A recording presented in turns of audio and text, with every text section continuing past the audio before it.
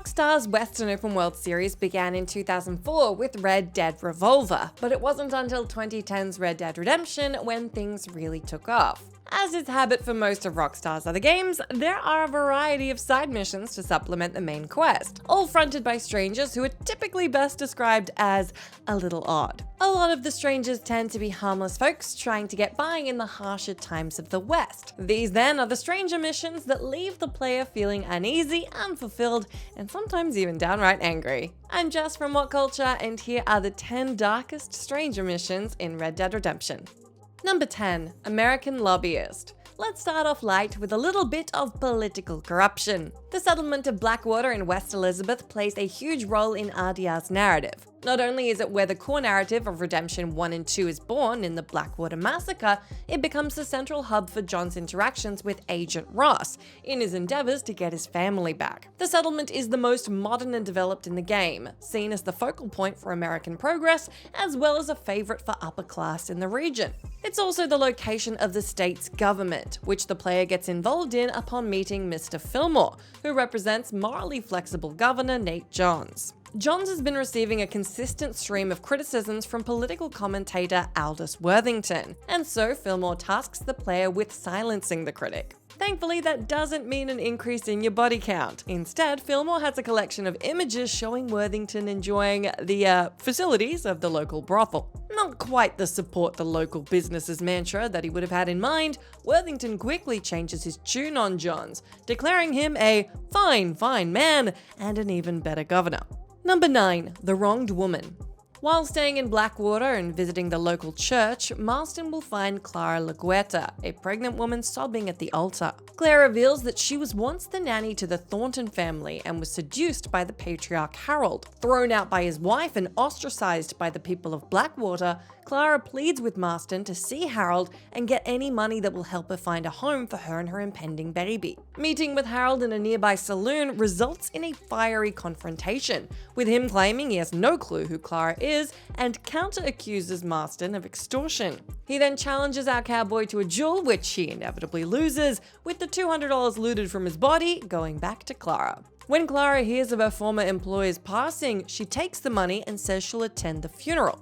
However, at the funeral, Harold's widow Elizabeth reveals that, quote, that doc trollop Clara was giggling her way through the proceedings before disappearing. It then dawns on Marston that Clara has hoodwinked him with a sob story, tricking him into killing an apparently innocent man and robbing his corpse. There's even a theory that says she wasn't even pregnant in the first place. Interesting. Number 8. California. In the region of Gaptooth Ridge, Marston will come across the lonely traveler Sam Odessa, who's on a quest to complete his family's journey of traveling from the Black Sea region of Eastern Europe to the Pacific Ocean by way of California across 3 generations. The initial meeting of Sam shows him to be a little wary but otherwise harmless, after which Marston sends him on his way, warning him of the gangs that frequent the area. Sam, though, quickly becomes more disheveled and confused with each encounter. At the second interaction, he rambles about horses and cacti, before disregarding more of Marston's advice, and then the third meeting shows him to be filthy, possibly injured, and almost certainly mad. Several weeks of walking lost in the desert has taken its toll, and when Marston tries to intervene, Sam pulls a gun on him and flees. The final time we find Sam, he is very dead, his decaying body having become lunch for some nearby vultures. Marston loots Sam's body and finds a letter revealing that Sam left behind a family, including his infant son, in the pursuit of his family's dream. It seems like he even began to regret leaving them behind, and that he became aware of the journey's futility. Number 7. Flowers for a Lady.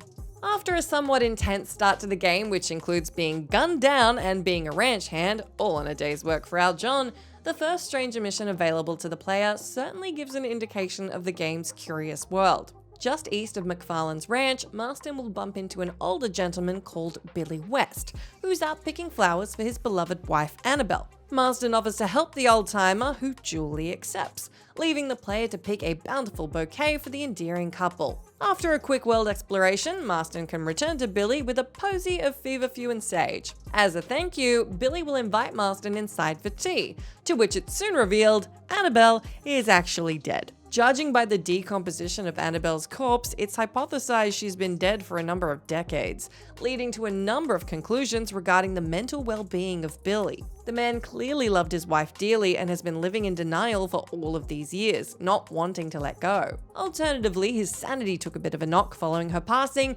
and genuinely still believes she's in there. Number 6. Remember my family. Straddling the line between side mission and epilogue mission comes the sole Jack Marston exclusive endeavor.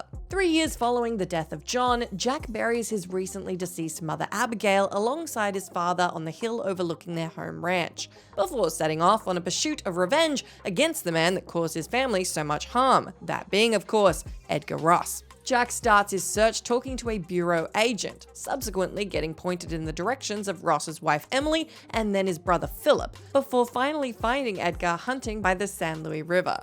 The two have a heated exchange in which Ross shows no remorse and Marston shows nothing but contempt. They then duel where Marston can, satisfyingly, empty his entire revolver into Ross, finally getting retribution for his family. Or does he?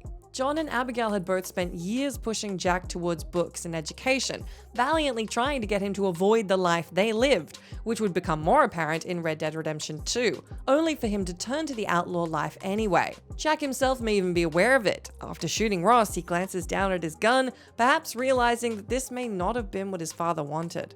Number 5. I Know You. In the sole John exclusive side mission, Marston comes across a sharp-dressed yet mysterious man who seems to have a history with our desperado. The cryptic stranger offers Marston a series of moral ventures, starting with a friend in Thieves' Landing who's close to being unfaithful against his wife with a local prostitute, with John having to decide then whether to talk to the man or simply pay him off. The second dilemma sees the stranger send Marston towards a nun in Las Hermanas, where he can either donate to the sister or rob her. When Marston finds the stranger for the third time near his ranch in Beach's Hope, he demands answers as to how the stranger knows of him and who he is. As the stranger walks away, Marston opens fire, but does no damage, before the stranger disappears. Throughout the story arc, the stranger is shown to possess a rich knowledge of Marston and his past, referencing Heidi McCourt and the Blackwater Massacre, Dutch being an orphan, and the meeting point of their final encounter, in which the stranger repeatedly says, quote,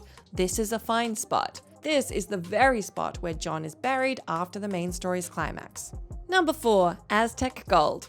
In the southern Punta Orgulo area of Sidewinder Gulch, Marston will come across the intrepid adventurer Basilio, a proud man on the hunt for his family's hidden gold treasure that dates back to the Aztec times. Conceding that he's not quite up to the level of Marston, Basilio enlists the player's help in finding his fortune. After a quick exploration of the area, seeking fragments of the map, Marston will reconvene with Basilio, who will excitedly bolt for the nearby caves. Marston will give chase, eventually finding Basilio on all fours, frantically searching through the dirt. The pair soon find a buried chest, which causes Basilio to cry out in elation, declaring the treasure means no more poverty or financial struggles, suggesting the hunt was more out of a want for financial gain as opposed to family heritage. However, opening the chest reveals it to be empty.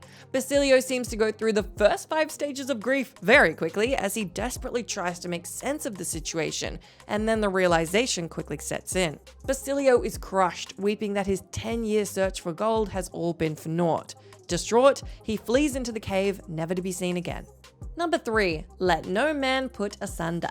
At Coots Chapel in Cholla Springs, Marston can find a worried older lady named Alma Horlick. Dressed all in white, Alma reveals she's looking for her soon-to-be husband Peter Turner, who's mysteriously vanished. Marston heads to nearby Armadillo to chat with a local musician called Nathan Harling, who insidiously offers a trade for his information regarding the whereabouts of Peter. The player can either hand over $5 or bring Nathan's departing wife Rose back to him, which basically means Marston forcibly retrieves Rose back to Nathan as she weeps on the floor. Either of which results in Nathan revealing that the slightly eccentric Peter can be found at Oddfellows Rest out in the desert. Before Marston sets off, Nathan also infers that Peter suffered, quote, "what happens to all of us," a coy and cryptic clue that foreshadows that Peter has passed away 7 to 20 years ago, depending if you're John or Jack, prior to the events of the game and just before his scheduled wedding to Alma. The final sad deduction is that Alma, much like Billy West, has gone mad and delusional either from abandonment or grief.